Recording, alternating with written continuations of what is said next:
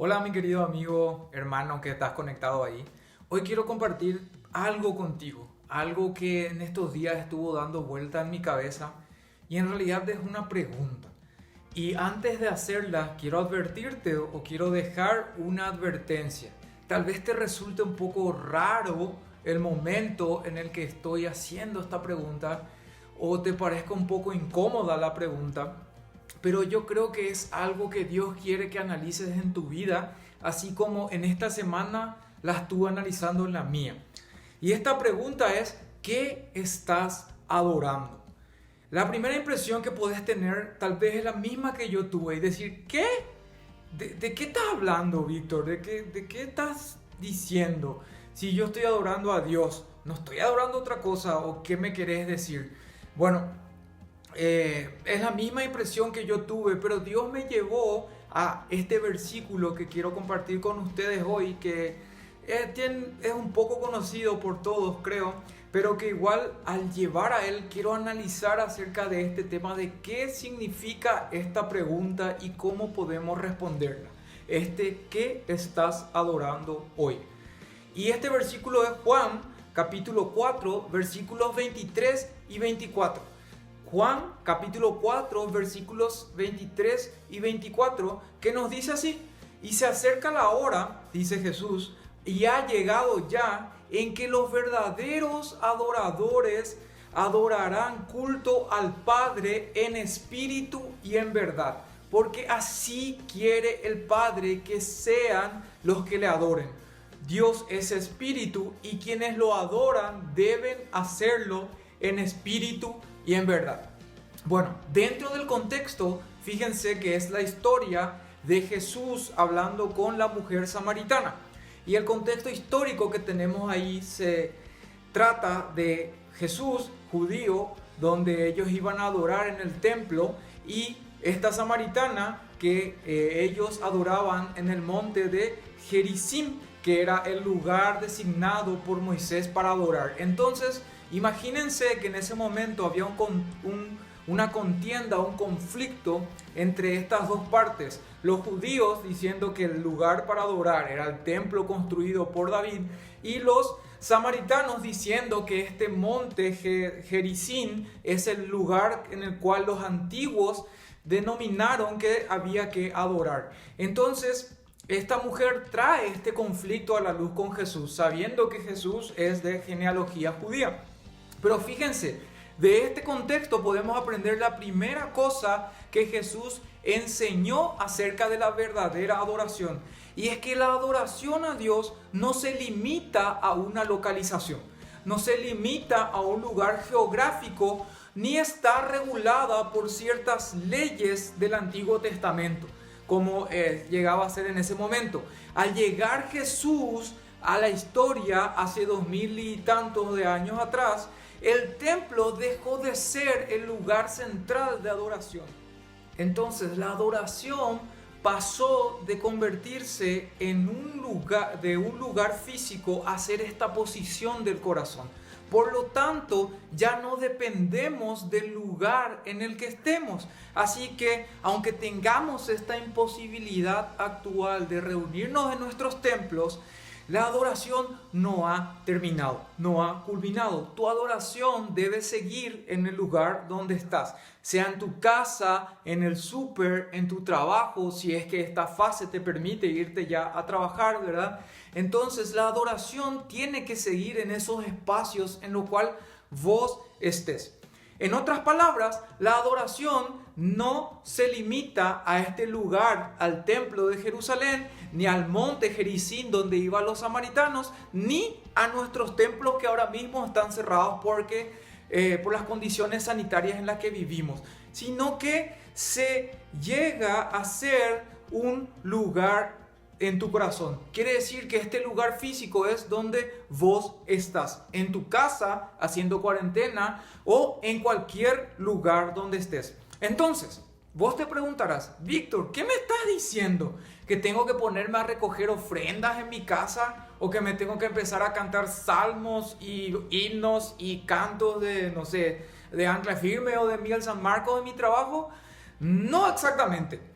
No estoy diciendo eso. Esas Acciones son algunas formas de demostrar adoración de Dios, a Dios, pero no son las únicas. No son las únicas, sino que tu adoración reside a lo que Jesús nos dice en el versículo 23, y es que la hora ha llegado ya, como dice el versículo 23, donde los adoradores adoren al Padre en espíritu y en verdad. Esto quiere decir que la forma de adorar en realidad es en espíritu. La clave está en estas dos palabras que Jesús repite en este versículo: adorar en espíritu y en verdad. Esto nos lleva a la segunda clave. La primera es, no importa la localización geográfica de cuál podés adorar. Y la segunda es que tenemos que adorar en la forma en que Dios quiere que adoremos, en espíritu. ¿Y cómo se hace eso? Bueno, nuestro espíritu es el núcleo de lo que somos. Es el centro de la voluntad, quiere decir de nuestras decisiones, pero también es el centro de nuestras emociones. Entonces, como sabemos, adorar en espíritu es en realidad hacer algo más allá de lo físico. Como les decía, no solamente la posición en la que estés, arrodillado, sentado o la que sea, sino hacer algo más allá a través. Segunda lección, entonces, adorar se trata de dos cosas: las decisiones que tomes y lo que te motiva a levantarte y a actuar todos los días. Cuando hablamos de adorar en tu espíritu, hablamos de un estilo de vida completo, rendido o movido por la voluntad de Dios. ¿Qué quiere decir esto? ¿Qué quiere decir movido por la voluntad de Dios? Quiere decir que lo que salga de aquí cuando decidís y lo que te mueve aquí es lo que tiene que estar rendido a la voluntad de Dios. Estamos adorando desde aquí y desde aquí, como lo que decidimos, así como actuamos en nuestras emociones, en nuestros sentimientos, y lo que nos mueve, lo que nos motiva, eso que te empuja. Eso tiene que ser Dios. Eso significa adorar en espíritu. El Salmo 51, 17 nos dice: los sacrificios para Dios son el espíritu quebrantado, el corazón contrito y humillado, y eso no va a despreciar Dios. No va a despreciar Dios. Quiere decir que un corazón contrito y humillado es la mejor forma de adorar. Lo que sale de aquí es lo que Dios no desprecia, no de donde estás parado. Una tercera cosa que podemos aprender en este tema de la adoración o ser adoradores en espíritu y en verdad es que en la adoración declaramos que Dios es digno. La palabra griega usada para adoración implica una actitud de reverencia. Adoramos algo cuando actuamos como si tuviera valor y ese valor fuera mucho para nosotros. Por naturaleza, los seres humanos somos adoradores. Algunas veces adoramos lo que debería ser o lo correcto como a Dios, y otras veces adoramos otras cosas. Nuestra adoración está mal dirigida, como trabajo, dinero, diversión, moda o alguna persona importante, y está dirigida nuestra adoración hacia ellos, o por lo menos nuestra valoración. Entonces, la adoración es una respuesta al valor que tiene ese objeto o esa cosa para nosotros. Puede ser que físicamente nosotros no estemos arrodillados frente a algo, pero le damos toda nuestra reverencia y admiración, lo que incluye tiempo, recursos, dinero, energía, todas esas cosas rendimos ante algo, y eso declara en realidad lo que estamos adorando, mucho más que una postura física, mucho más que estar arrodillados, inclinados o en algún lugar. Entonces, adorar significa que como Dios es digno, vos lo ponés en primer lugar y estás en reverencia ante lo que Él significa para vos. Por lo tanto, una adoración en espíritu y en verdad revela que Dios está primero en tu vida.